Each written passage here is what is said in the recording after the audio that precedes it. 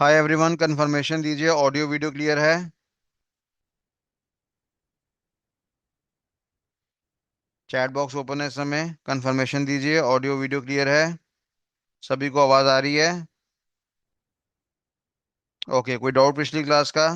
Revise करा आप लोगों ने? रिवाइज करा आप लोगों ने? पढ़ाई करी आपने? आज चौथी क्लास है शायद हमारी। पिछली तीन क्लास का डेटा आपने रिवाइज करा? अच्छा बताइए, लास्ट क्लास का टॉपिक क्या था हमारा? क्या पढ़ रहे थे हम लोग? लास्ट क्लास का टॉपिक क्या था हमारे पास? रैम रोम नहीं था भैया। मेमोरी मैनेजमेंट किसका था पॉइंट? ऑपरेटिंग सिस्टम का। ठीक है जी। तो कुल मिलाकर हम लोग क्या पढ़ रहे थे? हम ऑपरेटिंग सिस्टम नाम का टॉपिक पढ़ रहे थे, अगर आपको याद हो। अगर मैं बोलूंगा ऑपरेटिंग सिस्टम क्या है, हार्डवेयर है कि सॉफ्टवेयर है? जवाब दीजिए फटाफट। अब आपका जरा फास्टेस्ट फिंगर फर्स्ट हो रहा है। कुछ सवाल मैं आपसे पूछूंगा, आपको जवाब देने पड़ेंगे। बताइए, हार्डवेयर है कि सॉफ्टवेयर है हमारे पास? ऑपरेटिंग सिस्टम की बात करूंगा, हार्डवेयर है कि सॉफ्टवेयर है? कौन सा सॉफ्टवेयर है? सिस्टम सॉफ्टवेयर है, जनरल पर्पज सॉफ्टवेयर है, एप्लीकेशन सॉफ्टवेयर है? किस तरह का सॉफ्टवेयर है? सिस्टम सॉफ्टवेयर है, एप्लीकेशन है, जनरल पर्पस सॉफ्टवेयर है? तो ऑलमोस्ट काफी सारे दो चार बच्चों को छोड़ के बाकी सभी बच्चों ने सही जवाब दिया है, बहुत बढ़िया। अच्छा, क्या ऑपरेटिंग सिस्टम हमारा ऑप्शनल सॉफ्टवेयर है या कंपलसरी सॉफ्टवेयर है?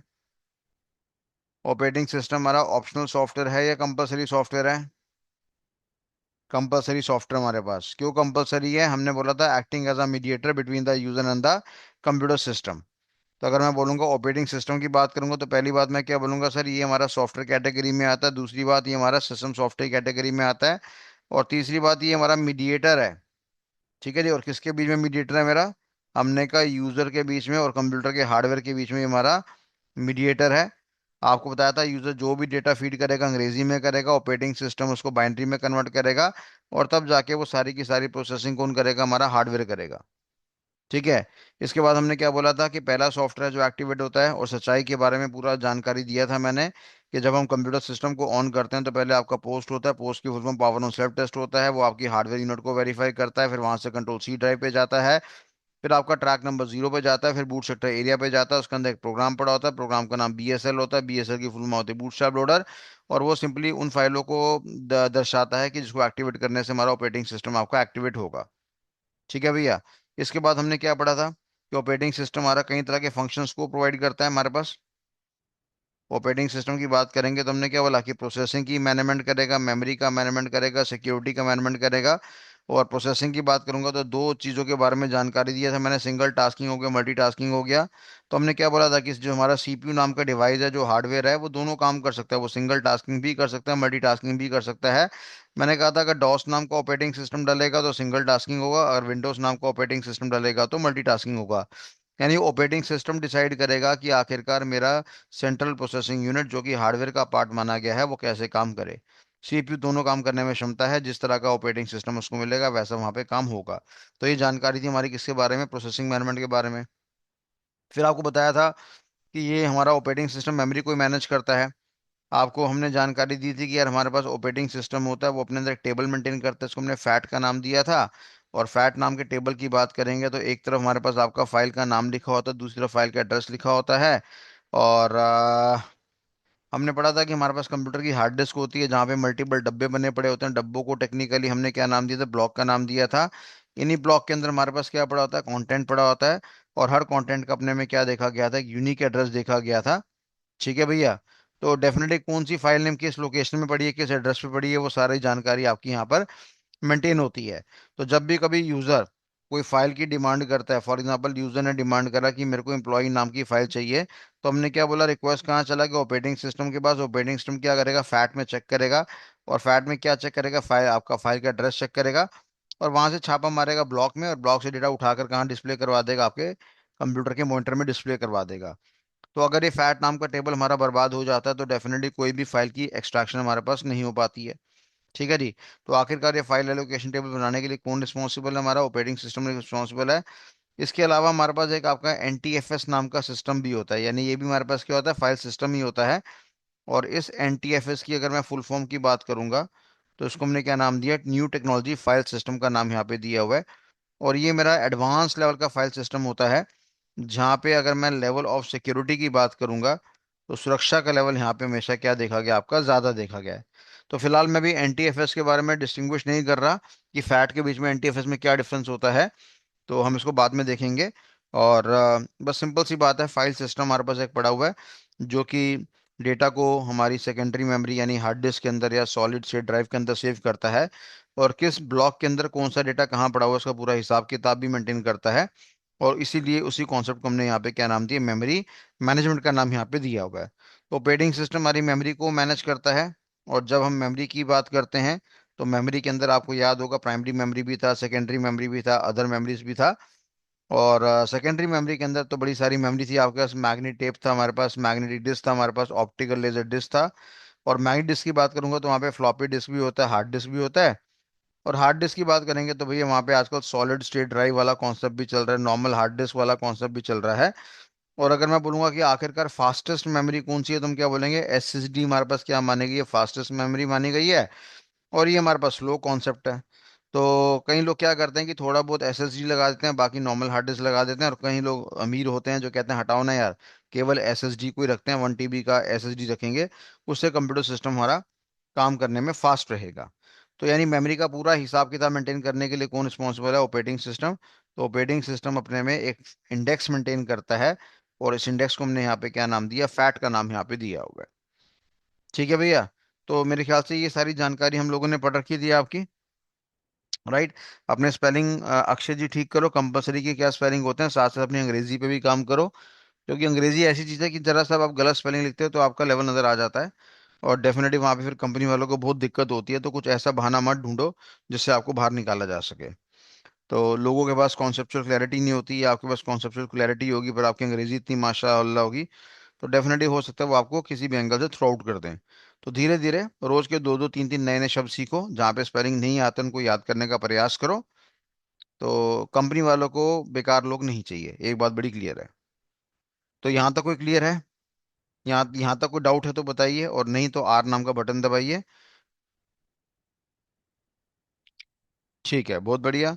तो ये हमारे पास ऑपरेटिंग सिस्टम के बारे में जानकारी थी। इसके अलावा हमारे पास एक और पॉइंट था कि हमारा जो ऑपरेटिंग सिस्टम है वो रिस्पॉन्सिबल है किसके लिए, इट इज़ ऑल्सो रिस्पॉन्सिबल एक दूसरा पॉइंट के लिए, जिसको हमने यहाँ पे क्या नाम दिया, सिक्योरिटी मैनेजमेंट का नाम यहाँ पे दिया हुआ है।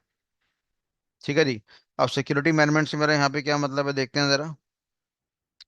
फॉर एग्जाम्पल हमने कहा जी ये हमारा कंप्यूटर सिस्टम है ना। अगर ये कंप्यूटर सिस्टम मेरा अकेला अपने पैरों पे खड़ा हुआ है, किसी के साथ अटैच नहीं है, तो ऐसे वाले सिस्टम को हम क्या कहते हैं, स्टैंड अलोन सिस्टम कहते हैं। स्टैंड मतलब खड़ा होना, अलोन मतलब अकेला। ये भाई अकेला अपने दम पे खड़ा हुआ है। ठीक है जी। या इसको बदले में हमने क्या नाम दिया, डेस्क टॉप का नाम दे दिया हमारे पास। क्या इसके अंदर भी हमारा ऑपरेटिंग सिस्टम होगा? बिल्कुल होगा। हर कंप्यूटर सिस्टम के अंदर, लैपटॉप के अंदर, टैबलेट के अंदर, सर्वर के अंदर या मोबाइल फोन के अंदर, सबके अंदर हमारा ऑपरेटिंग सिस्टम होता है। ये बात समझ में आ गई? अब हम लोगों ने क्या करा, कंप्यूटर सिस्टम को ऑन करा, जैसे ही ऑन करा इसने हमें क्या दिखाया, एक बॉक्स दिखाया। और ऐसे वाले बॉक्स को टेक्निकली हम क्या कहते हैं, डायलॉग बॉक्स कहते हैं। डायलॉग बॉक्स में दो चीजें आती हैं, एक तो आता है यूजर का नाम आता है, और एक आता है मेरे पास यहाँ पे पासवर्ड। और नीचे मेरे पास ओके और कैंसिल नाम का बटन होता है। अब डेफिनेटली यूजर को क्या करना पड़ेगा, यूजर नेम डालना पड़ेगा, पासवर्ड डालना पड़ेगा। और जैसे ही वो डालेगा तो ये जानकारी कहाँ जाएगी, सीधा हमारे ऑपरेटिंग सिस्टम के पास जाएगी।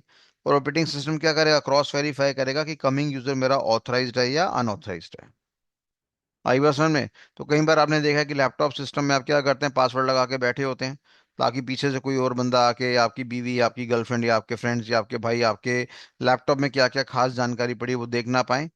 तो जैसे हम कंप्यूटर सिस्टम ऑन करते हैं तो वो हमसे पासवर्ड की डिमांड करता है। वो बात अलग है कि हम पासवर्ड को क्रैक कर सकते हैं, पर हर कोई इंसान भी इतनी आसानी से क्रैक नहीं कर पाता। तो एक सिक्योरिटी का प्रोविजन तो है ही हमारे पास, और इसलिए उसको हमने क्या नाम दिया, सिक्योरिटी मैनेजमेंट का नाम यहाँ पे दिया हुआ है। अब हम जानते हैं कि हमारे पास एक ऑपरेटिंग सिस्टम है जिसका नाम क्या, विंडोज है ना। और ये विंडोज किसका ब्रांड माना गया है मेरे पास, मैंने कहा माइक्रोसॉफ्ट का ब्रांड माना गया है। माइक्रोसॉफ्ट के मालिक का नाम क्या है, हमने बोला बिल गेट्स उसका नाम है, और ये गंदा आदमी है। ठीक है भैया। तो अब देखने वाली बात है कि विंडोज़ की अगर हम बात करेंगे तो विंडोज़ हम लोगों ने किस में डाल दिया, लैपटॉप में डाल दिया, या मैंने डेस्कटॉप के अंदर डाल दिया। तो जब भी हम इसको ऑन करेंगे तो ये हमें क्या दिखाएगा, डायलॉग बॉक्स दिखाएगा, जहाँ पे हमें यूज़र का नाम भी डालना पड़ेगा, पासवर्ड का नाम भी डालना पड़ेगा। तो ये जो यूज़र नेम और पासवर्ड डालने की जो क्रॉस वेरिफिकेशन की सुविधा है, ये आखिरकार कौन प्रोवाइड कर रहा है? हमारा ऑपरेटिंग सिस्टम। और इसीलिए हम कह रहे हैं कि ऑपरेटिंग सिस्टम क्या करता है? सिक्योरिटी मैनेजमेंट करता है। ठीक है बच्चों। तो ये तो सिंपल सी बात है, हमारे पास एक स्टैंड अलोन सिस्टम के बारे में बात करी हमने। स्टैंड अलोन जो अकेला अपने पैरों में खड़ा होता है, जो किसी पे डिपेंडेंट नहीं होता, उसको स्टैंड अलोन का दर्जा हम लोगों ने यहाँ पे दिया हुआ है। यहाँ तक क्लियर है? तो आर नाम का बटन दबा दो, मेक इट फास्ट।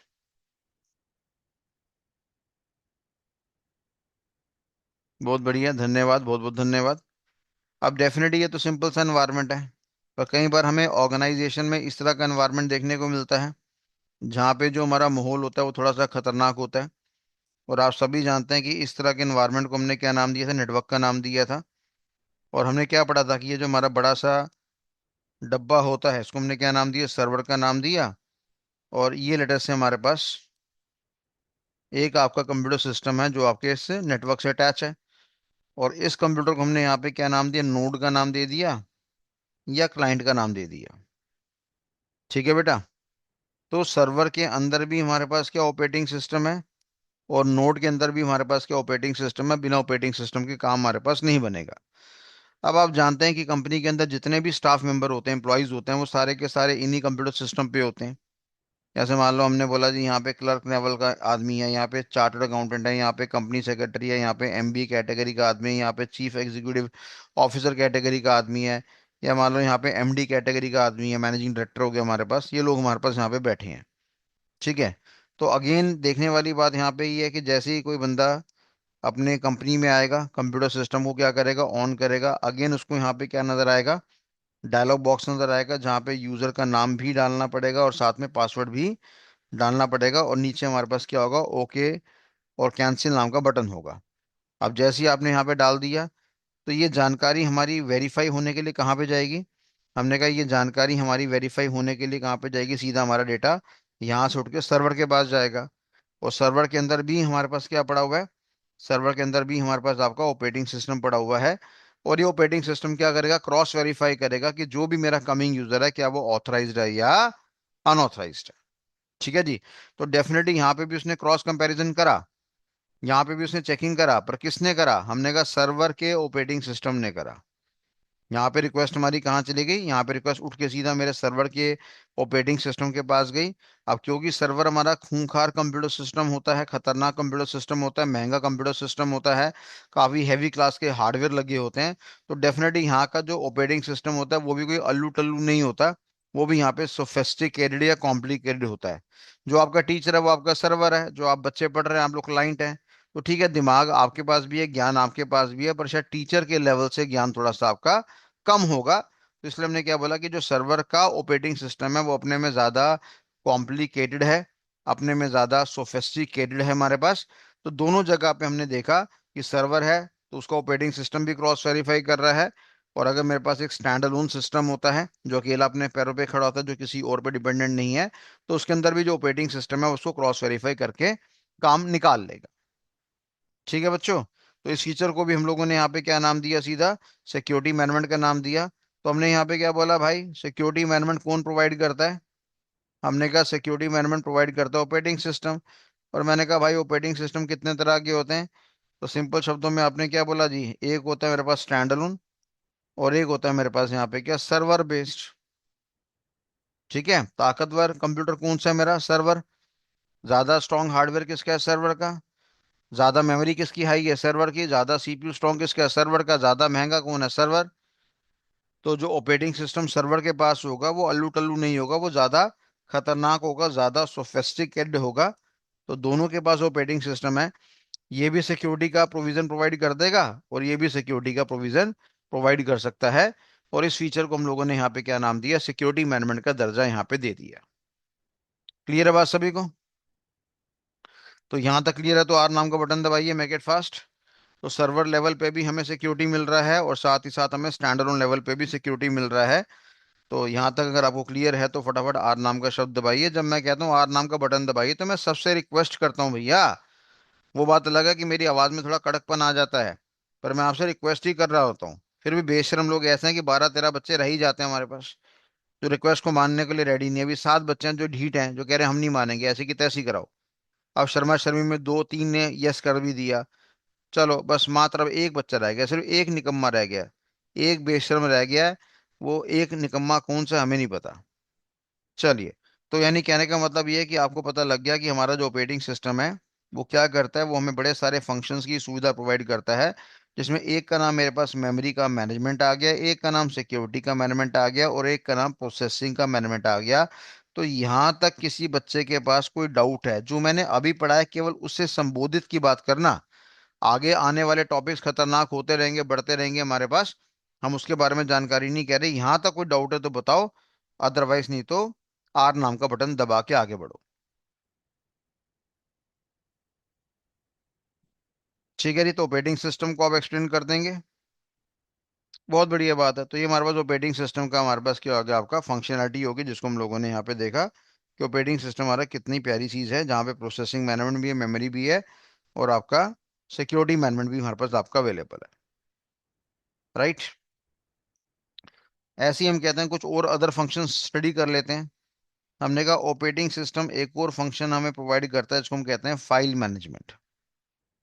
कहता है फाइलों को मैनेज करने में ऑपरेटिंग सिस्टम रिस्पॉन्सिबल है। हमने कहा ऑपरेटिंग सिस्टम क्या करता है, ऑर्गेनाइज करता है। ठीक है नहीं, फाइलों के अंदर डेटा स्टोर करता है, समय आने पे डेटा वहां से एक्सट्रैक्ट करता है, जिसको रिट्रीव कहते हैं। और जो भी हमारे पास फाइल होते हैं, या जो भी मेरे पास फोल्डर्स होते हैं, हमारा ऑपरेटिंग सिस्टम उनको सुरक्षा प्रोवाइड करता है, प्रोटेक्शन प्रोवाइड करता है, प्रोटेक्ट करता है। ठीक है भैया। तो हमने यहाँ पे बोला कि हमने कंप्यूटर के अंदर काफ़ी सारी यहाँ पे क्या मेंटेन कर ली है, फाइलें मेंटेन कर ली हैं, बड़ी सारी फाइलें मेंटेन है, वर्ड की है, एक्सेल की है, पावर पॉइंट की है, टैली की है। तो हमें क्या करना पड़ेगा, हमें मतलब हमारे ऑपरेटिंग सिस्टम को क्या करना पड़ेगा, तमीज से मेंटेन करना पड़ेगा, जिसको हम लोगों ने क्या नाम दिया, लेवल ऑफ ऑर्गेनाइजेशन का नाम यहाँ पे दिया हुआ है। ठीक है नहीं। और एक हम कह रहे हैं कि हमें डेटा स्टोर भी करना पड़ेगा। डेटा स्टोर कहाँ पर होगा, हमारा हार्ड डिस्क के अंदर होगा। हार्ड डिस्क हमने कौन सी लगा रखी है, एसएसडी लगा रखी है। एसएसडी में डेटा कहाँ सेव होगा, हमारा ब्लॉक्स के फॉर्म में सेव होगा। तो डेटा स्टोर भी करेगा हमारे पास। अच्छा, जानकारी हम स्टोर क्यों करते हैं, ताकि फ्यूचर में उसको प्राप्त कर सकें, 2 दिन बाद, 4 दिन बाद, 10 दिन बाद, 15 दिन बाद। अगर हमें सारी चीजें तो दिमाग में रहेंगी नहीं याद, तो हमें जानकारी को एक्सेस करना पड़ेगा। एक्सेस का मतलब होता है प्राप्त करना, और उसको बढ़िया अंग्रेजी में क्या कहते हैं, रिट्रीवल कहते हैं, या रिट्रीव कहते हैं। तो हमारा ऑपरेटिंग सिस्टम डेटा को एक्सेस करने में भी हेल्प करेगा। साथ साथ मेरे पास एक कॉन्सेप्ट आता है फाइल वाला और फोल्डर वाला। ठीक है। अब जैसे एग्जांपल के तौर पे मैंने क्या बोला, मैंने कहा ये बच्चे के 11वीं के नंबर हैं, ये बच्चे के 12वीं के नंबर हैं, और मैंने कहा ये बच्चे के 10वीं के नंबर हैं, और मैंने कहा ये बच्चे के 9वीं के नंबर हैं। तो ये 9वीं हो गया, 10वीं हो गया, ये 11वीं हो गया, ये 12वीं हो गया। अब 12वीं में बच्चे ने क्या ले रखा था, कॉमर्स ले रखा था। तो अकाउंट्स हो गया, बिजनेस स्टडीज हो गया, इकोनॉमिक्स हो गया, फिजिकल एजुकेशन हो गया, मैथ्स हो गया। इन सब के बारे में जानकारी यहाँ पे मेंटेन्ड है। तो ये जो 12वीं है, इस 12वीं वाले हेड को हमने क्या नाम दिया, फोल्डर का नाम दिया हुआ है। या अगर मैं डॉस नाम के ऑपरेटिंग सिस्टम की बात करूंगा, तो उसको हमने क्या नाम दिया, डायरेक्टरीज का नाम यहाँ पे दिया हुआ है। और उसके अंदर जो मेरे पास अकाउंट्स की एक लेटर से फाइल पड़ी है, बिजनेस स्टडीज की एक फाइल पड़ी है, इसको बदले में हमने क्या नाम दिया, फाइल्स का नाम यहाँ पे दिया हुआ है। तो क्या हमारा फोल्डर इंपॉर्टेंट है हमारे लिए, बिल्कुल इंपॉर्टेंट है। क्या फोल्डर के अंदर की फाइलें इंपॉर्टेंट है, बिल्कुल इंपॉर्टेंट है। हालांकि अगर मैं यहाँ बोलूँ कि जी ये मेरे पास 11वीं का, ये मेरे पास 12वीं का हिसाब किताब है, इसके अंदर मेरे पास एक अकाउंट्स पड़ा हुआ, तो अकाउंट्स को मैंने कायदे से फाइल ना कहकर मैं इसको बदले में सब फोल्डर कह सकता हूँ। और अकाउंट्स को मैंने यहाँ पे क्या नाम दिया, फोल्डर का नाम दे दिया। अब अकाउंट्स के अंदर पार्टनरशिप का एक चैप्टर हो गया, ठीक है, या सोल प्रोप्राइटरशिप का एक चैप्टर हो गया, या डेथ ऑफ पार्टनर का एक चैप्टर हो गया, या एडमिशन ऑफ पार्टनर का एक चैप्टर हो गया, या कंपनी अकाउंट्स के बारे में एक चैप्टर हो गया। तो इन चैप्टर्स को हम लोगों ने टेक्निकली क्या नाम दिया, फाइल का नाम दिया। ठीक है। तो हमारे पास हायरार्की क्या बन गई, कि कई बार हम काम करते करते फोल्डर को बनाते हैं, फोल्डर के अंदर सब फोल्डर को बनाते हैं, और सब फोल्डर के अंदर हमारे पास क्या होती है, फाइल होती है। तो हमारा जो ऑपरेटिंग सिस्टम है वो हमें सुरक्षा प्रोवाइड करता है, और सुरक्षा वो तीनों लेवल को प्रोवाइड करता है, फोल्डर को भी प्रोवाइड कर देगा, सब फोल्डर को भी प्रोवाइड कर देगा, फाइल को भी प्रोवाइड कर देगा। तो ये फंक्शनलिटी हमारी किसके अंदर आती है, ऑपरेटिंग सिस्टम के द्वारा परफॉर्म करी जाती है। तो कुल मिलाकर देखने वाली बात यहाँ पे क्या आ रही है, कि हम कह सकते हैं कि जो हमारा ऑपरेटिंग सिस्टम है वो फाइलों को क्या करता है, फाइलों के अंदर डेटा स्टोर करता है। क्यों स्टोर करता है, ताकि फ्यूचर में उस जानकारी को हम दोबारा से एक्सेस कर सकें, रिट्रीव कर सकें हमारे पास। ठीक है। और सारा का सारा जो भी मैनेजमेंट करेगा वो ऑर्गेनाइज्ड वे में करेगा। उल्टा सीधा मेंटेन नहीं करेगा, नहीं तो कल को डेटा को निकालने में बड़ी दिक्कत होगी हमारे पास। और साथ ही साथ हमने क्या बोला कि हम जानते हैं कि इसके अंदर हमारे पास फाइल्स वाला भी कॉन्सेप्ट है, इसके अंदर हमारे पास फोल्डर्स वाला भी कॉन्सेप्ट है। तो उसको हमें सुरक्षा भी प्रोवाइड करनी है, प्रोटेक्शन भी प्रोवाइड करनी है। तो ये सारी फंक्शनलिटी हमें कौन प्रोवाइड करता है? Operating system. और ऑपरेटिंग सिस्टम के इस फीचर को हम लोगों ने क्या नाम दिया? सीधा फाइल मैनेजमेंट का दर्जा यहाँ पे दिया हुआ है। ठीक है भैया, क्लियर है बात सभी को? तो प्रोसेसिंग मैनेजमेंट हो गया, मेमोरी मैनेजमेंट हो गया, सिक्योरिटी मैनेजमेंट हो गया, फाइल मैनेजमेंट हो गया। तो यहाँ तक क्लियर है तो आर नाम का बटन दबाइए। तो धीरे धीरे अपनी शब्दावली आप इंक्रीज करिए कि रिट्रीवल नाम का एक शब्द होता है, स्टोरेज नाम का शब्द होता है, ऑर्गेनाइजेशन नाम का शब्द होता है। डेटा को स्टोर करने का मतलब डेटा को तमीज से मेंटेन करना नहीं होता। आपके घर में टी शर्ट और जीन्स पड़ी और आपने उसको गोल मिला के एक बोरे में डाल दिया, तो आपने स्टोर तो कर लिया, पर लेवल ऑफ ऑर्गेनाइजेशन बहुत बकवास है, बहुत घटिया है। तो कल को आप ये मत समझो कि जब भी मैं डेटा स्टोर करता हूँ या सेव करता हूँ तो मेरा लेवल ऑफ ऑर्गेनाइजेशन बढ़िया होगा, ऐसा जरूरी नहीं है। उस पर अलग से ध्यान हमें देना पड़ता है। ठीक है जी। इसके बाद हमने एक पॉइंट और बोल दिया यहाँ पे, क्या? कि जो हमारा ऑपरेटिंग सिस्टम है वो एक और चीज को मैनेज करता है, जिसको बदले में हमने क्या नाम दिया? डिवाइस मैनेजमेंट का नाम यहाँ पे दिया हुआ है। ठीक है बेटा, किसको मैनेज करने की बात करा? डिवाइस मैनेजमेंट की बात करा। अब देखो, जैसा कि हमने पढ़ा था कि कंप्यूटर के अंदर क्या होती है, दो चीजें होती हैं, एक मेरे पास हार्डवेयर होता है, एक मेरे पास सॉफ्टवेयर होता है। मान लो आप बाजार में गए और बाजार में जाकर आपने एक प्रिंटर नाम का डिवाइस खरीद लिया। ठीक है बेटा, आपने क्या करा? प्रिंटर नाम का डिवाइस खरीद लिया। या आपने एक प्लॉटर नाम का डिवाइस खरीद लिया। या आपने एक स्कैनर नाम का डिवाइस खरीद लिया। तो ये जो प्रिंटर हो गया, प्लॉटर हो गया, स्कैनर हो गया, ये सारे के सारे क्या हैं? हमने कहा these all are the hardware devices. ठीक है।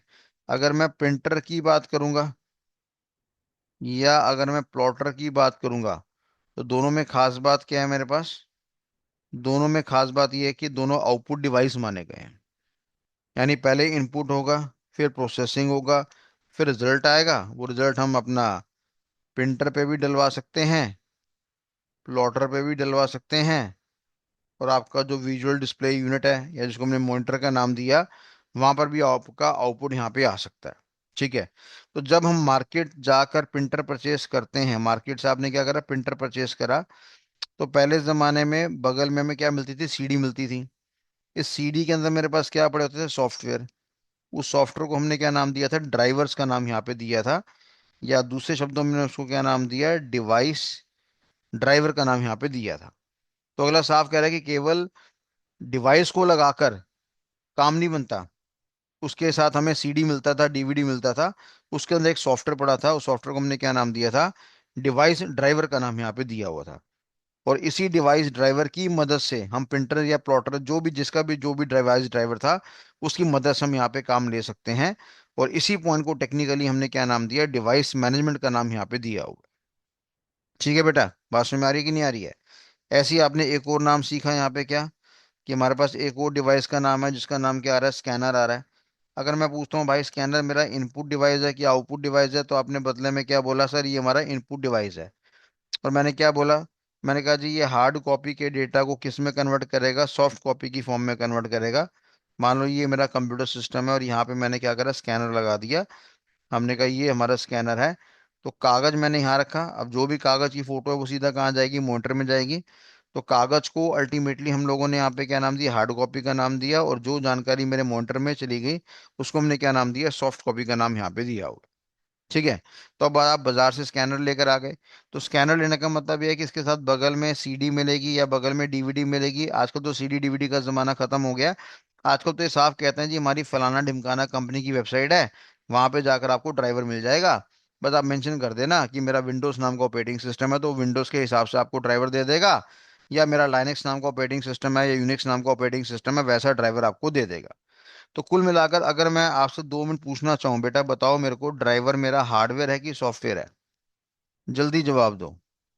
अगर मैं आपसे पूछता हूँ बेटा ड्राइवर मेरे पास हार्डवेयर है कि सॉफ्टवेयर है, जल्दी जवाब दो। तो आप सबने जवाब दिया, जो मैं क्वेश्चन पूछता हूँ उसी का जवाब दिया करो। तो आप सबने जवाब दिया जी हमारे पास क्या माना गया? सॉफ्टवेयर माना गया है। इसमें एक बच्चे ने, अक्षय ने, और एक दूसरा नाम था पता नहीं, उसने हार्डवेयर का नाम दिया। बेटा ड्राइवर कहाँ से हार्डवेयर हो गया? ड्राइवर हमारे पास क्या है? सॉफ्टवेयर है। और अगर मैं बोलूँ किस तरह का सॉफ्टवेयर है, तो जायज सी बगले में क्या बोलूंगा कि ये हमारा सिस्टम सॉफ्टवेयर है। और सिस्टम सॉफ्टवेयर के बारे में हमने क्या पढ़ा था? कि यार ये हमारे पास क्या होता है? आपका कंपलसरी सॉफ्टवेयर होता है, मैंडेटरी सॉफ्टवेयर होता है। तभी हमारा यहाँ पे काम बन पाता है। ठीक है भैया। तो डेफिनेटली ये किसको चलाना सिखाएगा? हमने कहा ये डिवाइस को मैनेज करना सिखाएगा। और आजकल तो हमारे पास जो ऑपरेटिंग सिस्टम आ रहे हैं, जितने भी ऑपरेटिंग सिस्टम आ रहे हैं, उन लोगों के पास तो अपनी एक इंटरनल क्या मेंटेन है, इंटरनल कलेक्शन मेंटेन है। ठीक है नहीं, उन लोगों ने अपनी क्या कर रखी है, एक लाइब्रेरी बना रखी है जहाँ पे बड़े सारे डिवाइस ड्राइवर ऑलरेडी ऑटोमेटिकली बने बनाए आते हैं। और सीडी वाला डीवीडी वाला कॉन्सेप्ट दिन पे दिन खत्म हो रहा है। क्योंकि सीडी की लाइफ बड़ी छोटी होती थी, डीवीडी बड़ी जल्दी खराब हो जाती थी, है ना। तो अगर हम उस पर मोहताज पे डिपेंडेंट, उस पर अगर हम मोहताज हो जाएंगे तो डेफिनेटली फ्यूचर में हमारा ड्राइवर बड़े आराम से खराब हो सकता है। तो कई बार क्या होता है कि जो हमारे गंदे लोग होते हैं वो वायरस बनाते हैं। और वायरस को क्या कहते हैं, वायरस को समझाते हैं कि भैया ऑपरेटिंग सिस्टम के अंदर क्या पड़ा हुआ है, एक फोल्डर पड़ा हुआ है। और उस फोल्डर को हमने यहाँ पे क्या नाम दिया है, डिवाइस ड्राइवर का नाम दिया हुआ है। और ये अपने में क्या है, सॉफ्टवेयर है, और ये अपने में सिस्टम सॉफ्टवेयर है। तो इस वायरस भैया को मैंने बोला कि जाइए ऑपरेटिंग सिस्टम के पास जाइए और सीधा डिवाइस ड्राइवर की फाइल को उड़ा दीजिए, ब्लास्ट कर दीजिए। अब जितने भी अगर डिवाइस ड्राइवर हमारे ब्लास्ट हो गए, तो बड़ी स्वाभाविक सी बात है कि जो जो हमारे हार्डवेयर डिवाइस इन डिवाइस ड्राइवर्स के ऊपर डिपेंडेंट थे, उनमें से किसी में भी एक में भी काम नहीं हो पाएगा, क्योंकि उसको चलाने वाला यंत्र ही हमारा डिस्ट्रॉय हो गया। तो यानी अगेन इस बात का एक और प्रमाण आ गया कि केवल मात्र हार्डवेयर लाइफ में कुछ नहीं करेगा, सॉफ्टवेयर भी चाहिए होगा हमारे पास। और ऐसी चीजों को हमने क्या नाम दिया, डिवाइस ड्राइवर का नाम यहाँ पे दिया हुआ। अब ये डिवाइस ड्राइवर भी हमारे पास कोई बनाता होगा, हमने कहा बिल्कुल बनाता है। तो जो इंसान इसको बनाता है उसको हमने क्या नाम दिया, प्रोग्रामर का नाम दिया। और सही मायने में उसको हमने क्या नाम दिया, सिस्टम प्रोग्रामर का नाम यहाँ पे दिया होगा। और अगर ये डिवाइस ड्राइवर को बनाने की बात करी जाए, क्रिएट करने की बात करी जाए, तो एक स्पेशल तरह की भाषा का इस्तेमाल होता है जिसका नाम होता है सी लैंग्वेज। ठीक है, काफी सारे बच्चे कहते हैं सर सी लैंग्वेज तो आउटडेटेड हो गई है, अब इसका कोई काम ही नहीं है। अबे सी लैंग्वेज कभी आउटडेटेड नहीं हुई थी। जिन टीचरों ने तुम्हें ज्ञान नहीं दिया, वो बेवकूफ के बच्चों ने तुम्हें ऐसा बता दिया कि अल्टीमेटली सी लैंग्वेज मार्केट से उड़ गई है। सी लैंग्वेज इतनी प्यारी, इतनी खतरनाक लैंग्वेज है, ये आपके सिस्टम प्रोग्रामिंग करने में मदद करती है, आपके डिवाइस ड्राइवर्स को क्रिएट करने में, बनाने में हेल्प करती है। क्योंकि सी लैंग्वेज का जो अटैचमेंट है वो हार्डवेयर के डिवाइसेस के साथ काफी ज्यादा अच्छा होता है। ठीक है भैया। तो कुल मिलाकर देखने वाली बात है कि भाई हमारे पास जो ऑपरेटिंग सिस्टम है, ऑपरेटिंग सिस्टम ने अपने अंदर क्या बना रखी है, एक लाइब्रेरी बना रखी है। इसको हमने क्या नाम दिया, लाइब्रेरी का नाम दिया। जिसके अंदर मेरे पास क्या पड़े हैं, डिवाइस ड्राइवर्स पड़े हुए हैं। तरह तरह की डिवाइसेस के ड्राइवर्स ऑलरेडी हमारे पास ऑटोमेटिकली पड़े हुए हैं। तो जब हमारे पास ऑपरेटिंग सिस्टम के पास ऑलरेडी उसका डिवाइस ड्राइवर पड़ा होता है, तो उस जगह पे हमारे पास कौन सा कॉन्सेप्ट आता है, प्लग एंड प्ले वाला कॉन्सेप्ट आता है। यानी मान लो हमारे कंप्यूटर सिस्टम के अंदर क्या पड़ा हुआ, ऑपरेटिंग सिस्टम पड़ा हुआ है। ऑपरेटिंग सिस्टम में एक लाइब्रेरी पड़ी हुई है, लाइब्रेरी के अंदर ड्राइवर्स पड़े हुए हैं। तो बस अब हमें क्या करना है, मान लो ये मेरा कंप्यूटर सिस्टम है। और हम ऐसा इमेजिन कर रहे हैं कि ये हमारा मदरबोर्ड है, मदरबोर्ड में एक हार्ड डिस्क लगी हुई है। हार्ड डिस्क के अंदर एक लाइब्रेरी बनी है, लाइब्रेरी के अंदर डिवाइस ड्राइवर है मेरे पास। और ये लाइब्रेरी किसने मेंटेन कर रखी है, मैंने कहा ये लाइब्रेरी मेंटेन कर रखी है ऑपरेटिंग सिस्टम ने। ठीक है भैया। तो कल को अगर मैं बाजार से लेटर से प्रिंटर लेकर आता हूँ, ठीक है, मैं बाजार से प्रिंटर लेकर आता हूँ, ये प्रिंटर और ये प्रिंटर अटैच कर दिया मैंने। अभी जो मैंने अटैच करा वो हार्डवेयर अटैच कर दिया। मैंने क्या बोला, मेरे कंप्यूटर सिस्टम में कौन सा वाला कॉन्सेप्ट है, पी एंड पी वाला कॉन्सेप्ट है। पी एंड पी का मतलब क्या, प्लग एंड प्ले। तो जैसे ही मैंने प्लग करा, ये काम करना स्टार्ट हो गया। अब आप मेरे से बोलोगे सर हमने तो ड्राइवर को डाला ही नहीं, इसके साथ सीडी तो आया नहीं, डीवीडी तो आया नहीं। तो मैंने क्या बोला, भाई इसका जो कंप्यूटर के अंदर ऑपरेटिंग सिस्टम पड़ा है, मान लो विंडोज पड़ा हुआ है, उसने अपनी एक लाइब्रेरी बना रखी है जहाँ पे दुनिया भर के डिवाइस ड्राइवर उसके पास पहले से पड़े हुए हैं। वो खुद इसको मैच कर लेता है, जैसे ही हार्डवेयर उसको डिटेक्ट करता है, छूता है, वो ऑटोमेटिकली मैच कर देता है कि इस प्रिंटर के लिए कौन सा वाला डिवाइस ड्राइवर का इस्तेमाल होगा। आई बात समझ में? तो आओ मैं तुमसे कुछ क्वेश्चन पूछता हूँ। पहला क्वेश्चन, फटाफट जवाब देना, डिवाइस ड्राइवर हार्डवेयर है कि सॉफ्टवेयर है? जल्दी बताना, स्पीड बताना, डिवाइस ड्राइवर हार्डवेयर है कि सॉफ्टवेयर है? हार्डवेयर है कि सॉफ्टवेयर है, हार्डवेयर है कि सॉफ्टवेयर है, हार्डवेयर है कि सॉफ्टवेयर है? सब बच्चे कह रहे हैं जी सॉफ्टवेयर है। अब बता दो, सिस्टम सॉफ्टवेयर है कि एप्लीकेशन सॉफ्टवेयर है कि जनरल पर्पज सॉफ्टवेयर है? जल्दी बताओ जरा।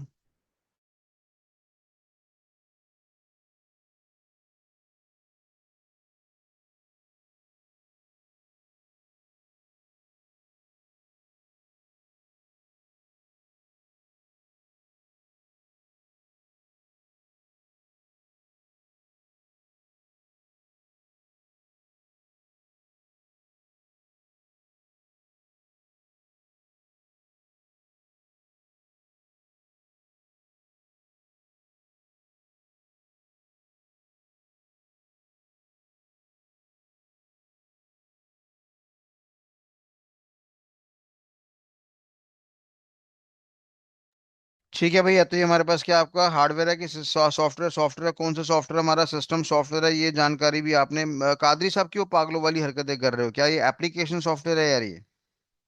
है कादरी साहब? हाँ, सिस्टम सॉफ्टवेयर है। अगर हार्डवेयर के साथ ये सॉफ्टवेयर नहीं होगा तो स्वाभाविक सी बात है, ड्राइवर नहीं होगा उसका मतलब का, तो वो डिवाइड वो आपका काम ही नहीं करेगा। वो डिवाइस आपका काम ही नहीं करेगा। तो मान लो तुम्हारा ये कंपनी का एनवायरनमेंट है, ये तुम्हारा रेलवे स्टेशन है। रेलवे स्टेशन में यहाँ पे सारे के सारे मल्टीपल आपके कंप्यूटर्स लगे हैं, उनके बगल में यहाँ प्रिंटर लगा हुआ है। बंदे टिकट लेने आते हैं, टिकट का प्रिंट आउट आता है। अब यहाँ पे क्या हुआ, एक वायरस था, वायरस आ गया सर्वर के पास, सर्वर से आ गया क्लाइंट के पास, क्लाइंट के मतलब नोड के पास, नोड के इसके ड्राइवर को हमने उड़ा दिया, मतलब हमने क्या, वायरस ने उड़ा दिया। अब ये प्रिंटर तुम्हारा काम ही नहीं करेगा। जब ये काम ही नहीं करेगा तो टिकट का प्रिंट आउट ही नहीं आएगा। अब जिस कस्टमर ने तुम्हें पैसा दे रखा है, क्या वो लाइन से हटेगा? वो तोड़ फाड़ कर देगा। यानी पूरा सिस्टम का मोल खराब हो जाएगा हमारे पास। इसलिए हमने उसको क्या नाम दिया, सिस्टम सॉफ्टवेयर का नाम यहाँ पे दिया हो, क्योंकि हार्डवेयर से काम करवाना हमारा मेन उद्देश्य है। अब मेरे को आप बताइए, अगर डिवाइस ड्राइवर को हम बनाना चाहते हैं तो किस लैंग्वेज का इस्तेमाल करना पड़ेगा? सी लैंग्वेज का, सी प्लस प्लस का, जावा का, पाइथन का? कौन सी हॉटमोस्ट लैंग्वेज है जिसका हम इस्तेमाल कर सकते हैं? तो डेफिनेटली हम सी लैंग्वेज को ज्यादा इज्जत देंगे। ठीक है जी। और ये सी लैंग्वेज क्या होती है, वो हम अपने कोडिंग एक्सपर्ट वाले कोर्स के अंदर करेंगे ही करेंगे पढ़ाई। ठीक है, तो आप में से किसी ने कोडिंग एक्सपर्ट का बैच ज्वाइन करा है? कोडिंग एक्सपर्ट हमारा आने वाला है, जहाँ पे आपको प्रोग्रामिंग लैंग्वेज में मास्टर बनाया जाएगा। उसमें आपको सी लैंग्वेज भी सिखाएंगे। अच्छा, बड़े सारे बच्चे यार। तो वहाँ पे आपको सी लैंग्वेज भी सिखाया जाएगा, सी प्लस प्लस भी सिखाया जाएगा, जावा भी सिखाएंगे, पाइथन भी सिखाएंगे, डेटा स्ट्रक्चर्स भी सिखाएंगे। साथ में आपको सिस्टम डिज़ाइन भी सिखाएंगे, हाई लेवल डिज़ाइन भी दिखाएंगे, लो लेवल डिज़ाइन भी सिखाएंगे, कॉम्पिटिटिव प्रोग्रामिंग भी सिखाएंगे, डेटा स्ट्रक्चर एल्गोरिथम भी सिखाएंगे, मोंगो डीबी भी आएगा, एक्सप्रेस जेएस भी आएगा, रिएक्ट जेएस भी आएगा, नोड जेएस भी आएगा। ठीक है भैया। तो वहां पे आपको इसी लैंग्वेज के बारे में और उसकी गुणवत्ता के बारे में जानकारी मिलेगी। राइट।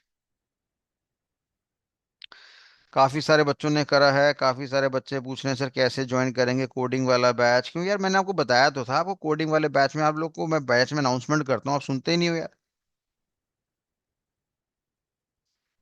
क्यों नहीं करते आप लोग? आशीष कुमार जी, चीजों को वैल्यू चाहिए हमें। ठीक है ना, चीजों की हमें वैल्यू चाहिए। जब इंसान को बड़े आराम से कोई चीज मिल जाती है तो उसकी कदर नहीं करता, वो कहता पड़ा है देख लेंगे, पड़ा है देख लेंगे। तो मेरा ज्ञान कूड़ा करकट नहीं है। ठीक है नहीं। तो कोडिंग वाला बेटा मैं बताता हूँ, कोडिंग एक्सपर्ट नाम का हमारा कोर्स है। ये इतना जबरदस्त कोर्स है, इसमें इतना खतरनाक प्रोग्रामर मैं आपको बना दूंगा जिसकी हद ही नहीं है। 2 साल तक मेहनत करनी पड़ेगी आपको। और 2 साल तक अगर आपने मेहनत कर ली, मेरे अनुसार आपने 500 600 700 800 क्वेश्चन अगर कर लिए, उसके बाद आप माइक्रोसॉफ्ट में जाइए, या मेटा में जाइए, या एप्पल में जाइए, या अमेजोन में जाइए, या नेटफ्लिक्स में जाइए, या गूगल में जाइए। इसको कहते हैं मैंग कंपनीज। क्या कहते हैं?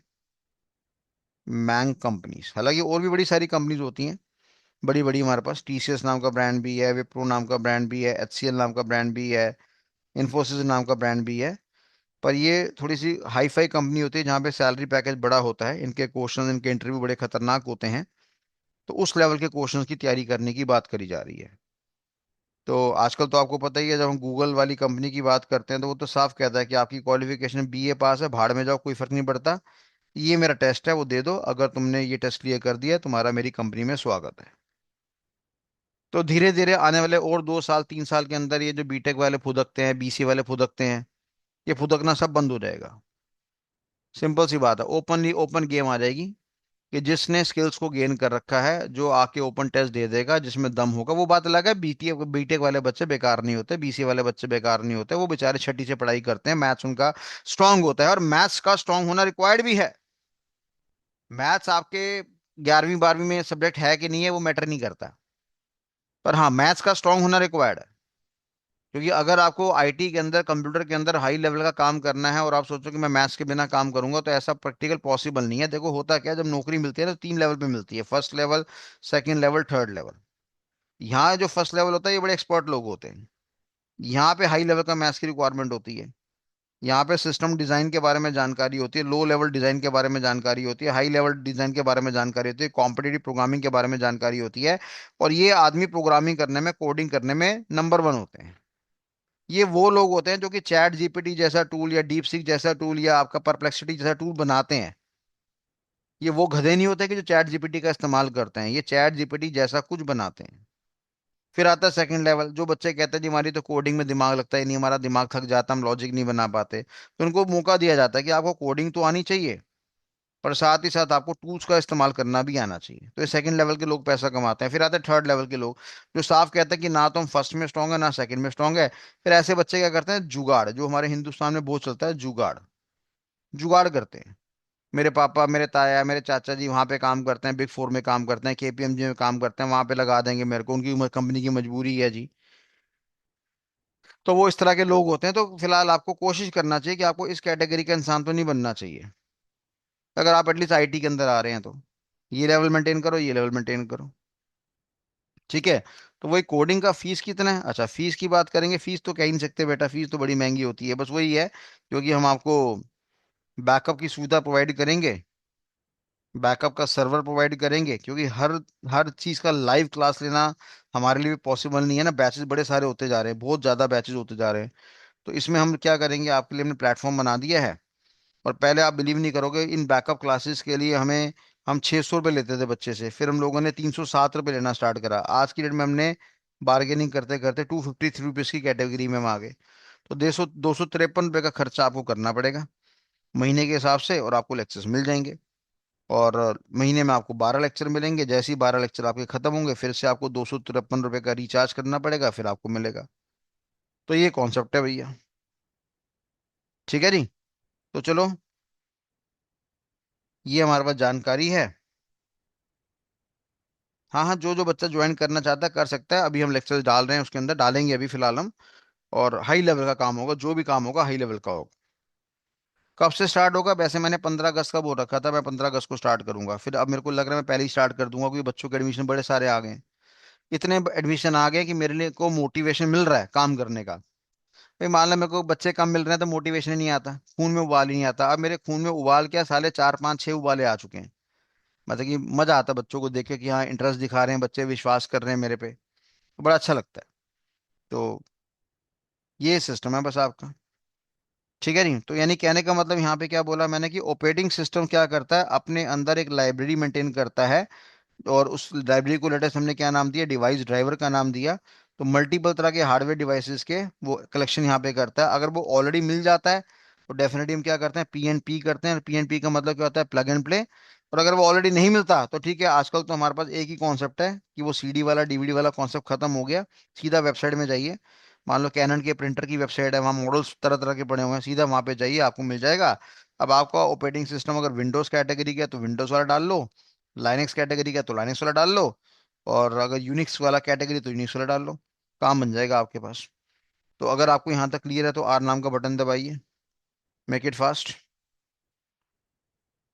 जल्दी जल्दी दबाइए।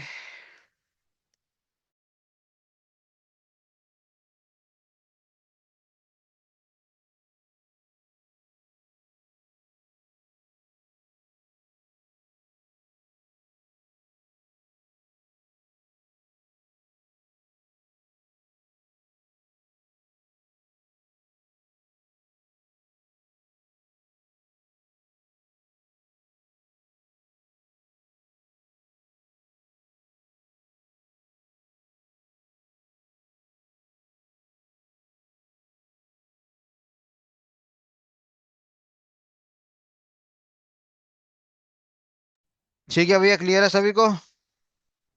चलिए बहुत बढ़िया, बाकी सारे बच्चे जवाब देते नहीं, थोड़ी सी ये नाराजगी है आप लोगों से मेरे को यार, हर तरह के बच्चे का जवाब आना चाहिए।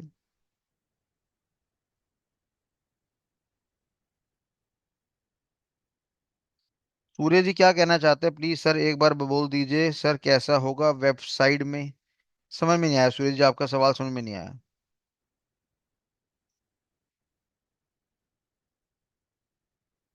चलो, राइट एवरीवन। तो ये हमारे पास जानकारी हो गया, और इसी के साथ हम लोगों ने क्या बोला कि हमारा जो ऑपरेटिंग सिस्टम है वो हमें एक और सुविधा प्रोवाइड करता है, और उस सुविधा को बदले में हमने क्या नाम दे दिया, डिवाइस मैनेजमेंट का नाम दे दिया। तो कितने फंक्शन बता दिए मैंने, प्रोसेसिंग मैनेजमेंट बता दिया आपको, कि मेरा ऑपरेटिंग सिस्टम प्रोसेसिंग को मैनेज करता है, मेमोरी को मैनेज करता है, और साथ में सिक्योरिटी को मैनेज करता है। ये चारों पॉइंट क्लियर है? चारों पॉइंट क्लियर है? जल्दी बोलो हाँ ना। चारों पॉइंट क्लियर है, बहुत बढ़िया। अब एक प्यारा सा पॉइंट पढ़ते हैं। हमने कहा ऑपरेटिंग सिस्टम हमें एक और फंक्शनैलिटी प्रोवाइड करता है, और उस फंक्शनैलिटी का नाम मेरे पास क्या आ रहा है? That is known as user interface. Operating system is responsible to provide the special feature known as user interface. देखो ये होता है मेरे पास कंप्यूटर सिस्टम, ठीक है, और ये है मेरा यूजर। यूजर क्या करेगा? कंप्यूटर से बातचीत करेगा। बातचीत को हमने क्या नाम दिया? इंटरेक्शन का नाम दिया। इंटरेक्शन हमने कहा दो तरह से होता है, एक होता है सी वाई और एक होता है जी वाई। या इस सी वाई को हमने सी एल आई का नाम भी दिया हुआ है। उतारिए इसको फटाफट। हमने कहा कंप्यूटर सिस्टम है मेरे पास, ये इंसान है, इसको इससे बातचीत करनी है। बातचीत करने के दो मेथड्स हैं मेरे पास, ठीक है जी। उसको हमने क्या नाम दिया? एक का नाम दिया सी वाई और एक का नाम दिया जी वाई। तो अगर मैं आपसे सवाल पूछूंगा कि बताओ बेटा कितने तरह के इंटरफेस होते हैं, तो आप बदले में क्या जवाब देंगे? सर दो तरह के इंटरफेस होते हैं, एक का नाम सी वाई है और एक का नाम जी वाई है।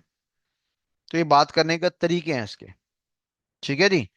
अब इसके अंदर सी वाई फुल फॉर्म हमने कहा कैरेक्टर यूजर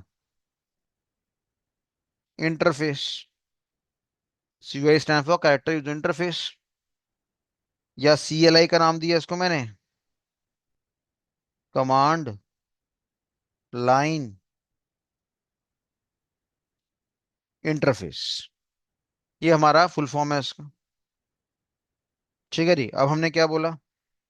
देखो हम कहते हैं कि इंसान को अगर कंप्यूटर सिस्टम से बात करनी है तो बात करने के चार तरीके हैं। तो चार तरीके कौन कौन से हैं? मैंने कहा एक हो गया टेक्सुअल डेटा के अंदाज में, एक हो गया इमेजेस के अंदाज में, एक हो गया वॉइस के अंदाज में, और एक हो गया एनिमेशन के अंदाज में। टेक्सुअल डेटा हो गया, इमेज हो गया, वॉइस हो गया, एनिमेशन हो गया। ये हमारे पास चार तरह के तरीके हैं बातचीत करने के लिए, ठीक है ब्रो। अब जब मैं कहता हूँ कि हमारा यूजर बातचीत करेगा सी वाई अंदाज से, तो वहां पे केवल टेक्सचुअल डेटा ही अलाउड है, इमेज अलाउड नहीं है, वॉइस अलाउड नहीं है, एनिमेशन अलाउड नहीं है। तो अगर मैं बोलता हूँ बात करने के कितने तरीके हैं, तो आपने ये शब्द याद कर लेना है, टीवा, एक्टिवा, टीवा। टेक्सचुअल डेटा, इमेजेस हो गया, वॉइस हो गया, एनिमेशन हो गया। और हमने क्या बोला कि जब हम सी वाई की बात करते हैं या सी एल आई की बात करते हैं, तो वहां पे बातचीत करने के कितने मेथड है हमारे पास? हमारे पास मात्र एक ही मेथड है कि केवल टेक्सचुअल डेटा के द्वारा ही हम कंप्यूटर सिस्टम से बात कर पाएंगे। और ऐसे वाले इंटरफेस को हमने कमांड लाइन इंटरफेस या कैरेक्टर यूजर इंटरफेस का नाम दिया हुआ है, ठीक है भैया। तो यहाँ पे हमें क्या करना पड़ेगा इस एनवायरनमेंट के अंदर? हमने कहा जी इस एनवायरनमेंट की अगर आप बात करते हैं, सी वाई की जब आप बात करते हैं, तो इस एनवायरनमेंट में हमें क्या करना पड़ता है? हाई लेवल ऑफ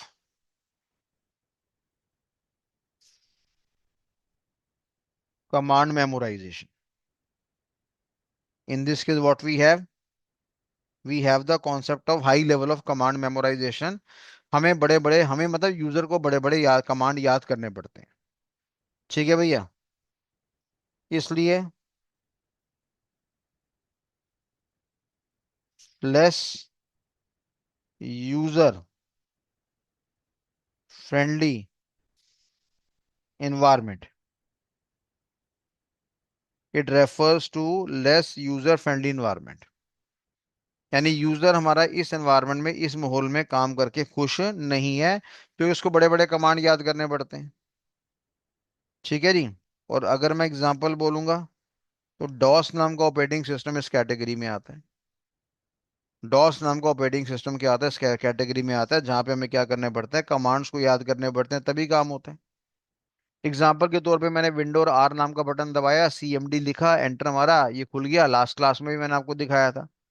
तो मैंने कोई कमांड दिया, मैंने एंटर मारा, कहता है एरर है, फिर मैंने बोला एरर है, फिर बोला एरर है।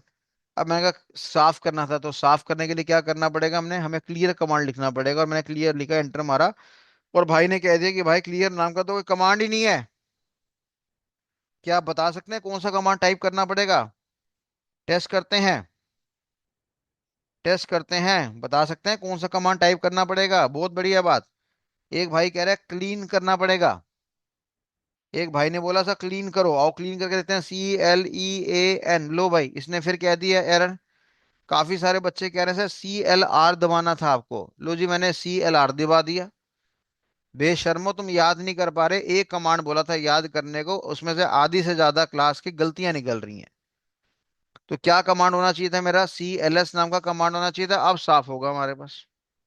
तो क्या ये आपको CLS याद करना पड़ा? आधी क्लास फेल होगी हमारे पास। अभी मैं आपको 500 600 कमांड याद करवाऊंगा आने वाले समय में। मैं सोचो तुम्हारा क्या हाल होगा। क्योंकि लाइनेक्स के अंदर भी क्या होता है, हमारे पास CLI या CUI वाला इन्वायरमेंट होता है। आई बात समझ में नहीं आई? अब बताओ मेरे को यहाँ से बाहर जाना है, तो बाहर जाने के लिए कौन सा कमांड मेरे को दबाना चाहिए? अजय सिंह ने बिल्कुल सही जवाब दिया, सबसे पहले जवाब दिया। कह रहा है जी सर आप क्विट कर लो। एक बच्चा कह रहा है क्विट कर लो जी, क्विट कर लिया ले भाई। ये कह रहा है एरर मैसेज है। बच्चे कह रहे हैं क्विट नहीं करना सर, हमें क्या करना पड़ेगा? एग्जिट करना पड़ेगा। एग्जिट कर, हम बाहर आ गए हमारे पास। तो कहने का मतलब ये है कि जब मैं CLI नाम के एनवायरनमेंट की बात करता हूँ या COI नाम की एनवायरनमेंट की बात करता हूँ, तो वहां पे उस केस में मेरे को बड़े बड़े कमांड्स को याद करना पड़ता है। सर ये तो छोटे छोटे कमांड है। अरे आओ तो सही, लाइनेक्स में आओ तो सही। बड़े बड़े कमांड्स क्या होते हैं, तुम्हारी धज्जियां उड़ेंगी अभी आगे। ठीक है जी। इसका सर आपने बुराई बता दी, कोई एडवांटेज भी बता दो। मैंने कहा ये जो एनवायरनमेंट होता है वो फास्ट इन प्रोसेसिंग होता है। जब आप CLI की बात करेंगे या CUI की बात करेंगे, तो ये एनवायरनमेंट अपने में क्या माना गया? फास्ट इन प्रोसेसिंग माना गया है। क्योंकि यहाँ पे ग्राफिक्स का, एनिमेशन का, ठीक है, वॉइस का, वीडियो का इस्तेमाल नहीं होता हमारे पास। अब आपको तो सबको पता ही है कि एनिमेशन का या वॉइस का या वीडियो का इस्तेमाल करेंगे तो फाइल का साइज बढ़ जाता है। जब फाइल का साइज बढ़ता है तो यानी CPU प्रोसेस करने में टाइम भी लगाता है। पर जब हम टेक्सचुअल कमांड्स की बात करते हैं तो टेक्सचुअल कमांड्स में फाइल का साइज छोटा होता है, तो काम करने की स्पीड हमारी बड़ी फास्ट होती है। क्लियर है बात सभी को? हमने कहा इस तरह का जो एनवायरनमेंट है वो बेसिकली किसके लिए बनाया गया है? हमने कहा this type of environment is meant for professionals. It is basically meant for professionals. और यहाँ पे कौन से प्रोफेशनल्स की बात कर रहे हैं? मैं कोई CA या कंपनी सेक्रेटरी की बात नहीं कर रहा। मैं यहाँ पे IT प्रोफेशनल्स की बात कर रहा हूँ। अच्छा बताना जरा, IT की फुल फॉर्म क्या होती है? क्या IT की फुल फॉर्म इनकम टैक्स होती है कि इंफॉर्मेशन टेक्नोलॉजी होती है? अभी जो हम IT की बात कर रहे हैं उसमें IT की फुल फॉर्म क्या होती है? जल्दी जल्दी बता दो यार बेशर्मो। उसमें IT की फुल फॉर्म क्या होती है? इनकम टैक्स होती है हमारे पास या इंफॉर्मेशन टेक्नोलॉजी होती है? जाहिर सी बात है IT का मतलब यहाँ पे इंफॉर्मेशन टेक्नोलॉजी है। तो हम इंफॉर्मेशन टेक्नोलॉजी के संपर्क में बात कर रहे हैं। तो जो बंदे IT में एक्सपर्ट हैं, IT में मतलब क्या, हार्डवेयर में, सॉफ्टवेयर में, नेटवर्किंग में एक्सपर्ट हैं, उन लोगों के लिए यहाँ पे ये वाला इन्वायरमेंट बनाया गया। ठीक है भैया? तो यहाँ तक क्लियर है सभी को? अगर यहाँ तक क्लियर है तो R नाम का बटन दबाइए। क्या CLI आपको क्लियर है? ये एक ऐसा इंटरफेस है जहाँ पे टेक्सचुअल कमांड्स का इस्तेमाल होगा, ना तो इमेज का इस्तेमाल होगा, ना वॉइस का इस्तेमाल होगा, ना एनिमेशन का इस्तेमाल होगा। इसमें केवल इसी इन्वायरमेंट का इस्तेमाल होगा। ठीक है ब्रो? चलो, अब हम यहाँ पे कहते हैं जी एक और हमारे पास इंटरफेस आता है जिसको हमने क्या नाम दिया? GUI का नाम दिया। अब GUI के अंदर मैंने क्या बोला? डेटा कितने तरीके से, हम कमांड कितने तरीके से दे सकते हैं? हमने कहा जी चार तरीके हैं, TIVA TIVA। तो यहाँ पे टेक्सचुअल डेटा का भी इस्तेमाल होगा, यहाँ पे इमेज का भी इस्तेमाल होगा, यहाँ पे वॉइस का भी इस्तेमाल होगा, यहाँ पे एनिमेशन का भी इस्तेमाल होगा। ठीक है ब्रो? टेक्सचुअल डेटा भी होगा, इमेजेस भी होगा, वॉइस भी होगा हमारे पास, और साथ में आपका एनिमेशन भी होगा। इसको हमने क्या नाम दिया? GUI का नाम दिया, जिसकी फुल फॉर्म क्या है? Graphical user interface. ठीक है जी। यहाँ पे मैक्सिमम काम किसके द्वारा होता है? हमने कहा जी यहाँ पे मैक्सिमम काम माउस के द्वारा होता है। वहां पे मैक्सिमम काम किसके द्वारा था? कीबोर्ड के द्वारा। क्या हमें यहाँ पे कमांड याद करने पड़ते हैं? कमांड को मेमोराइज करना पड़ता है? यस या नो? नहीं सर, यहाँ पे कमांड मेमोराइज नहीं करने पड़ते। आप माउस के द्वारा इस्तेमाल करिए, मेन्यू के द्वारा इस्तेमाल करिए, और अपना बिना कमांड को याद करे आप काम कर सकते हैं। हाँ, आपका मन कर रहा है याद करने का, कंट्रोल C हो गया, कंट्रोल V हो गया, कंट्रोल P हो गया, कंट्रोल R हो गया, कंट्रोल D हो गया, वो आपकी मर्जी है। अदरवाइज तो वहाँ पे मेन्यू में ऑप्शन दे रखे हैं और आप काम कर सकते हैं, तो कमांड को मेमोराइज नहीं करना पड़ता। अब क्योंकि यहाँ पे कमांड बड़े बड़े याद नहीं करने पड़ते, तो यूजर इस एनवायरनमेंट में काम करके बड़ा खुश होता है। तो हमने क्या बोला? It refers to more user friendly environment, यानी यूजर इस एनवायरनमेंट में काम करके बड़ा ज्यादा खुश है। और ये इन्वायरमेंट किस तरह के लोग पसंद करते हैं? नॉन प्रोफेशनल कैटेगरी के लोग पसंद करते हैं। और जब मैं नॉन प्रोफेशनल कैटेगरी की बात करता हूँ तो मैं किसके बारे में जानकारी दे रहा हूँ? नॉन IT एक्सपर्ट्स के बारे में। अब नॉन IT एक्सपर्ट में तो बहुत सारे लोग आ सकते हैं हमारे पास, है ना? हमारी कंपनी में आपका आपका सीए भी हो सकता है, कंपनी सेक्रेटरी भी हो सकता है, सीएमए भी हो सकता है, सीएफए भी हो सकता है, सीएमटी भी हो सकता है ना। आपके एमबीए कैटेगरी के लोग हो गए हमारे पास, या हमारी कंपनी का एमडी हो गया, या चीफ एग्जीक्यूटिव ऑफिसर हो गया, या चीफ फाइनेंशियल ऑफिसर हो गया। ये सब टॉप लेवल कैटेगरी के लोग होते हैं जिनका मेन काम क्या होता है, ठीक है, बड़े बड़े कमांड्स को याद नहीं करना, माउस से क्लिक करा, डिसीजन मेकिंग करा, काम खत्म। ठीक है भैया, तो ये हमारे पास नॉन प्रोफेशनल कैटेगरी के लोगों के लिए बनाया जाता है। और डेफिनेटली यस, ये काफ़ी हमारा इजी टू यूज होता है, इसका इस्तेमाल करना हमारा बढ़िया रहता है। दिन पे दिन इस तरह के एनवायरनमेंट का लेवल बढ़ रहा है कि घट रहा है? बढ़ रहा है भैया। क्यों बढ़ रहा है? क्योंकि हम साथ साथ अपने हार्डवेयर को भी क्या कर रहे हैं, बढ़िया बना रहे हैं। सीपीयू हाई लेवल का लगा रहे हैं, रैम की रिक्वायरमेंट दिन पे दिन बढ़ रही है, वो आपका जीपीयू का इस्तेमाल हो रहा है, ग्राफिकल प्रोसेसिंग यूनिट का इस्तेमाल हो रहा है, एनवीडिया जैसी कंपनी बना रही है। तो दिन पे दिन हमारे लिए ज़्यादा ग्राफिकल इन्वायरमेंट आपका ज़्यादा बढ़िया माना जा रहा है। क्लियर बात सभी को? पर बात वही है कि जो प्रोफेशनल कैटेगरी के लोग होते हैं उनको हमेशा टफनेस का इस्तेमाल करना पड़ता है। आज कोई बंदा डॉक्टर बनना चाहता है तो क्या हाथ काले करने पड़ेंगे? भयंकर काले करने पड़ेंगे। आज अगर आप इंजीनियर बनना है तो हाथ काले करने पड़ेंगे, भयंकर काले करने पड़ेंगे। आज अगर आपको चार्टर्ड अकाउंटेंट बनना है तो आपको जीवन नष्ट करना पड़ेगा, जीवन बर्बाद करना पड़ेगा। कहते हैं सीए वालों के बारे में कहा जाता है कि सीए जो बच्चा करता है उसको कभी भी नर्क नसीब नहीं होता, उसको हमेशा स्वर्ग मिलता है मरने के बाद। हाँ, ऐसा इंद्र देवता ने कह रखा है, ब्रह्मा जी ने कह रखा है कि जो चार्टर्ड अकाउंटेंट करेगा उसको मरने के बाद स्वर्ग ही मिलेगा। क्योंकि नर्क तो वो धरती में भोग चुका होता है ना। जब वो सीए कर रहा होता है तो बेचारे को नर्क वहीं मिल जाता है, तो दो दो बार नर्क थोड़ी मिलेगा। इसलिए कहते हैं ऐसे बंदों को स्वर्ग ही मिलता है। तो उन बेचारों को ऐसी की तैसी करानी पड़ती है, 3 साल 4 साल 5 साल 6 साल 7 साल बहुत मेहनत करनी पड़ती है बेचारों को, ताकि इनके क्लाइंट बड़े खुश हो सके। ताकि मेरा सीए मेरे पास है, कपूर साहब यहाँ पे 2 साइन मारना, मैं ठा साइन मारा, मजा आ गया। और मेरे को महसूस हो रहा कि मैं कितना बढ़िया टैक्स कंसल्टेंट हूँ। मैंने ढेले का काम नहीं करा केवल साइन मारने के अलावा। उसने मेरे से पैसे लिए और साइन लगवा के चला गया, और मेरी सारी टेंशन खत्म होगी कि मेरे को सरकार के आगे पेश नहीं होना पड़ेगा। तो जो प्रोफेशनल कैटेगरी के लोग होते हैं उनको हमेशा कमांड याद करने पड़ते हैं। इसलिए उनकी जिंदगी में हमेशा क्या मिलता है देखने के लिए, CLI या CUI नाम का इंटरफेस मिलता है। तो अगर हम बोलेंगे ऑपरेटिंग सिस्टम क्या फीचर प्रोवाइड करता है, तो आप बोलेंगे ऑपरेटिंग सिस्टम यूजर इंटरफेस का फीचर प्रोवाइड करता है। और अगर मैं बोलता हूँ बताओ भैया यूजर इंटरफेस कितने तरह के होते हैं, तो आपने क्या बोला जी, एक हमारे पास CUI होता है और एक हमारे पास GUI होता है। अब GUI को कई बार लोग गुई कह देते हैं, पर ठीक है, GUI बोलिए गुई बोलिए, वो आपका पर्पस है, जैसे मर्जी आप बोलिए। तो फिलहाल हमारा एक और इंटरफेस यहाँ पे क्लियर हो गया। ठीक है बच्चों, कोई डाउट यहाँ तक? तो अगर यहाँ तक क्लियर है तो आर नाम का बटन दबाइए, मेक इट फास्ट।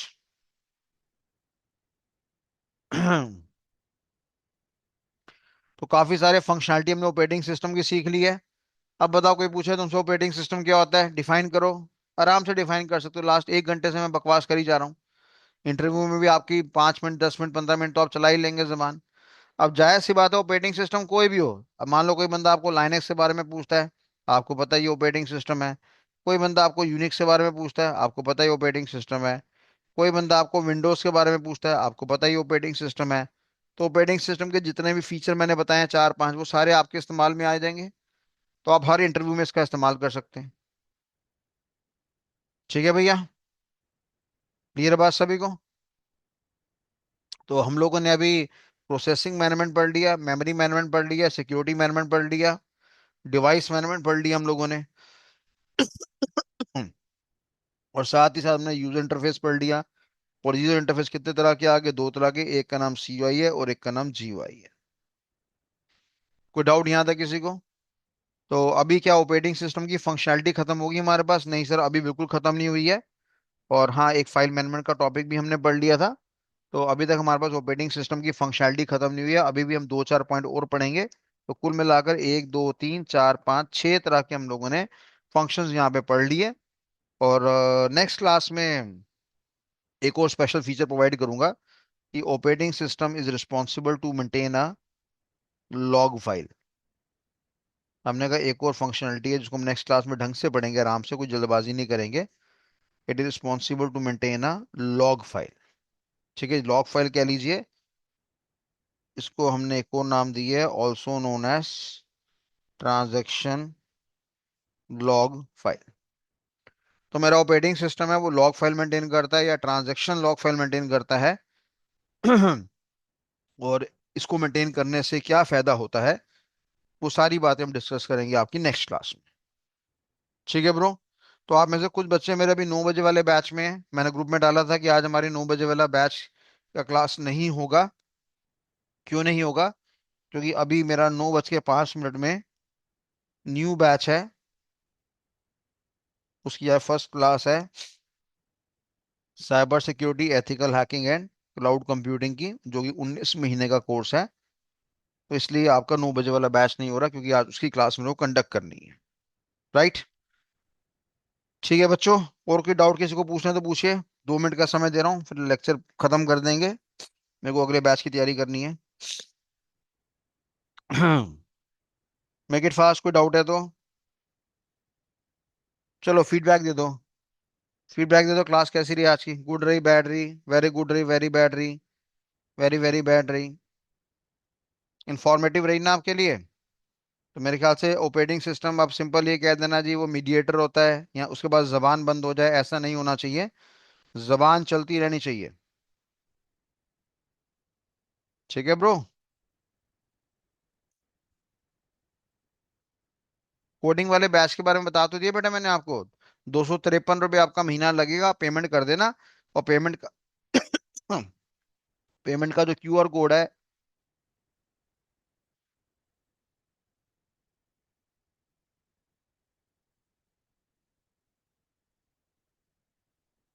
ये है @IDFC FS, नहीं तो HDFC, इन दोनों में से कोई इस्तेमाल कर लेना। ठीक है। और जब आप पेमेंट कर देंगे तो उसमें आप वो इंफॉर्मेशन लिखना, आपका नाम, address, phone number, date of birth, age, qualification और कोर्स नेम। कोर्स नेम में डाल देना कोडिंग एक्सपर्ट, ये जरूर डालना भैया। क्योंकि लाइनेक्स का पेमेंट भी 253 है, इसका भी 253 है, तो कंफ्यूजन हो जाएगा अगर हमने नहीं डाला तो। ये डाल दोगे, मैं सीधा ग्रुप में डाल दूंगा आपको, और वहीं पे क्लासेस आपको मिलती रहेंगी, उसको फॉलो करते रहना बढ़िया तरीके से। ठीक है जी।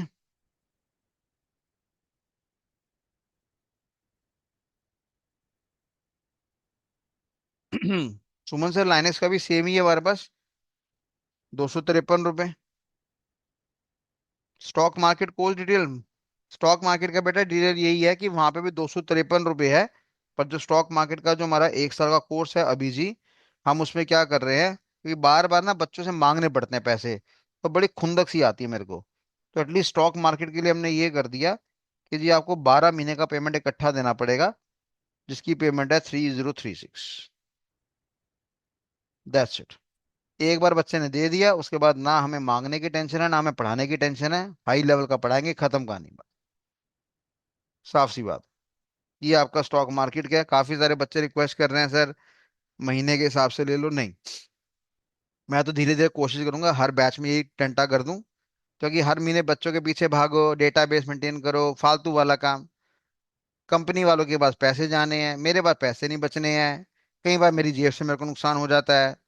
बच्चे समझते नहीं इस बात को, अपनी जिम्मेदारी नहीं समझते हैं। तो इसलिए हमने ये स्टॉक मार्केट में हमने ट्राई करा है कि अगर ये स्टॉक मार्केट में पायलट वर्जन कामयाब हो गया तो बाकी सब बैच में कर देंगे।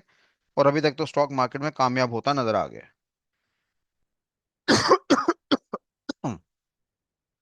शाहरुख खान जी, 19 महीने वाले कोर्स के अंदर आपको सिखाया जाएगा, पर मात्र पाइथन ही सिखाया जाएगा ना। उसके अंदर सी लैंग्वेज, C++, डेटा स्ट्रक्चर्स, जावा नाम की प्रोग्रामिंग लैंग्वेज, वो कहाँ से सिखाएंगे? समझे? तो वहां पे केवल आपको पाइथन ही नजर आएगा बस। और कोई सवाल? जल्दी जल्दी पूछ लो यार, जो सवाल है।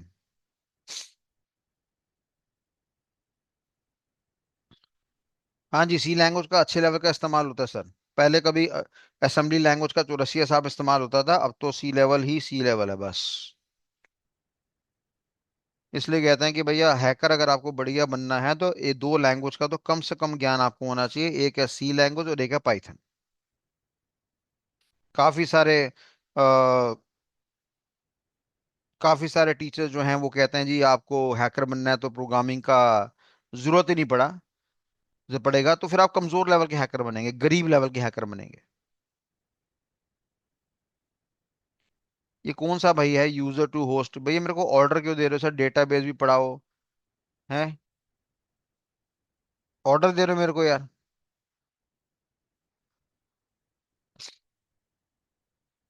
जब हमने बोला कोडिंग के अंदर हम आपको मन स्टैक फुल स्टैक करवा रहे हैं, तो मन में एम की फुल फॉर्म क्या होती है, मोंगो डीबी तो होती है।